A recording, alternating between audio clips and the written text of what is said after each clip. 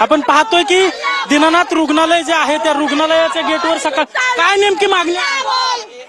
आमची मागणी ही आहे की म्हणजे शासनामध्ये असलेल्या आमदाराचा जो पीए आहे त्याच्या बायकोची ट्रीटमेंट इथे होऊ शकत नाही.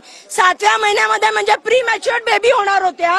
त्या प्री मॅच्युअर्ड बेबी होताना क्रिटिकल कंडिशन असते आणि अशा वेळेस फक्त तुम्ही 10 लाख आणि 20 लाख मागत बसलाय. म्हणजे तुम्हाला थोडी माणुसकी नाही. तुम्ही आज कॉर्पोरेशनला फक्त माझ्या मते राज्य सरकारला 1 रुपया भाडे देताय. लाज नाही आहे या मंगेशकर हॉस्पिटल वाल्यांना.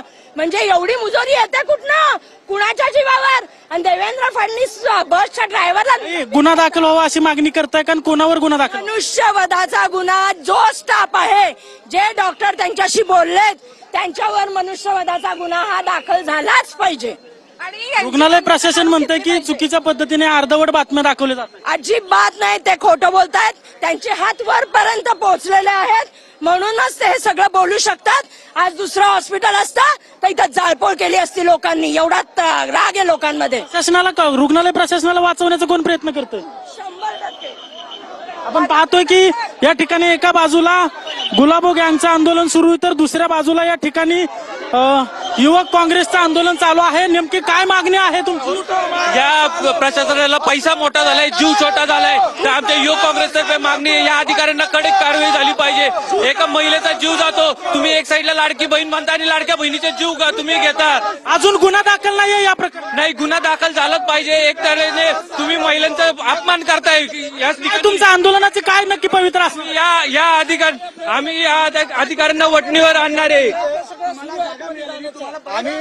आम्ही आतमध्ये जाऊन त्या अधिकाऱ्यांना काय कोणावर गुन्हा दाखल झाला पाहिजे? प्रशासन जे डॉक्टर केळकर, धनंजय केळकर असतील आणि प्रशासन जे त्यांच्यावर गुन्हा दाखल झाला पाहिजे. हे बाहेर काय येत नाही, स्पष्टीकरण का देत नाहीये? आमच्या गुन्हा दाखल झाले तरी मी तयार आहोत. पण युवक काँग्रेसचा हा इशारा महाराष्ट्रातील सर्व दवाखान्यांना आणि हॉस्पिटलला आहे. तुम्ही आज तुम्हाला प्रेमात सांगून समजून घ्या. जर याच्या पुढे जर असं पण कधी आलं तर आम्ही सकाळपासून या ठिकाणी वेगवेगळ्या संघटनांचे आंदोलन सुरू आहेत. उपचार घेत असलेल्या रुग्णांना याचा त्रास होतो असं म्हणलं बाहेर करतोय. हा आक्रोश आहे, हा युवकांचा आक्रोश आहे, हा जनतेचा आक्रोश आहे. सरकारला जागा करण्यासाठी हा आक्रोश आहे. तुम्ही निवेदन देण्यासाठी आलाय? हो, निवेदनासाठी तो बाहेर येतच नाहीये. डॉक्टर केळकर कुठे आहेत? अहो, तुम्ही इथले जर सीएमडी आहात, तुम्ही इथले जर डायरेक्टर आहात, तुमचं स्पष्टीकरण अजूनपर्यंत आलेलं नाहीये. तुम्ही वारंवार टाळाटाळ करता. मीडियाच्या लोकांना इथं आज जाऊ देत नाहीये. ज्यावेळेस प्रश्न पीआरओला विचारला जातोय तर तो संबंधित व्यक्ती सांगतोय की आम्ही थोड्या वेळात तुम्हाला स्पष्टीकरण देऊ. हे कसलं आहे? तर त्यासाठी आम्ही युवक काँग्रेसतर्फे जे तिथं निषेध करतोय आणि युवक काँग्रेसतर्फे इशारा आहेत. आमच्यात गांधी आणि भगतसिंग दोघेही आहोत. आम्ही आतापर्यंत तुम्हाला प्रेमात सांगतोय, याच्या पुढे परत कुठेही जर अशी घटना घडली तर त्याचं उत्तर तुम्हाला खूप उद्रेकपणे मिळणार आहे. याचं एक रुपयात जमीन मिळते आणि यांना उपचार देता येत नाही सर्वसामान्यांना. धर्मदायच्या सर्व नियमांचं उल्लंघन आहे. धर्मदायने कारवाई केली पाहिजे यांच्यावर. आपण पाहतोय की आता पतित पावन संघटना, त्यानंतर गुलाबो गँग, नंतर आता युवक काँग्रेसच्या वतीनं या ठिकाणी आंदोलन करण्यात येत आहे. पोलीस आणि युवक काँग्रेसच्या कार्यकर्त्यांची या ठिकाणी झटापट